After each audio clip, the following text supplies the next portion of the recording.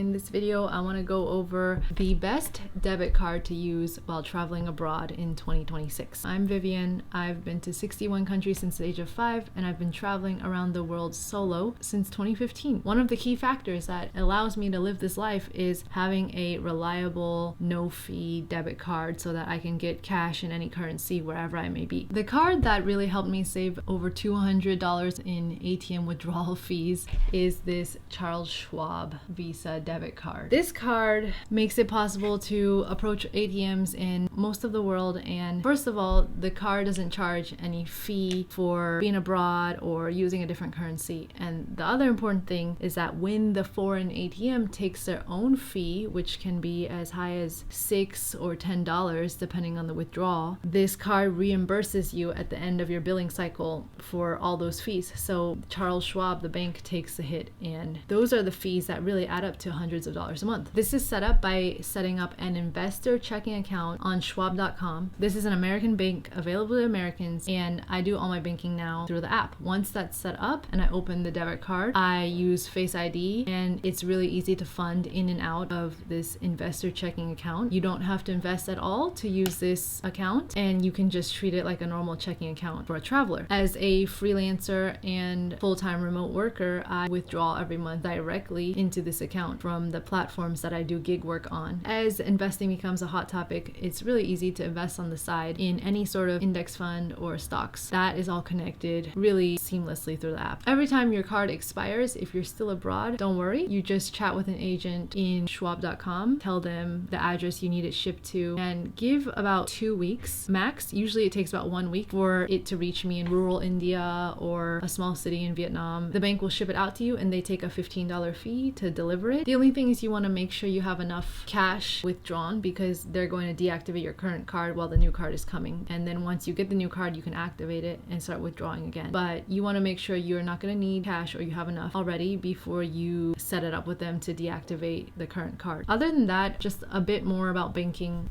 abroad. QR codes are a staple in Asia, so it's easy for foreigners in Vietnam to set up a QR code and go around cash free with that and set up local Vietnamese banking that's connected to Wise, an app that is a global banking app. And then as for credit cards, there are so many benefits of using different travel credit cards and churning points, but I have ethical qualms about this right now because it's come to light that some of the biggest banks with the best travel credit cards, the way they invest is irreconcilable with my values. I don't feel good after doing my research, so I'm gonna phase out of these banks myself. I enjoyed many years of using flight points and lounge passes, but as soon as I figured out some of the stuff beneath the surface, it's just not worth it for me anymore. That's why I'm not covering any more cards in this video. If you really need to figure that out, I'd say do your research, but as far as lounges, the annual fee of some cards is so high that it could be more worth it just to pay per use of the lounge, or just go to a cafe instead of the lounge, because the lounge doesn't have the highest quality food and it just looks really good. It's fun to say, but who are you trying to impress at the end of the day?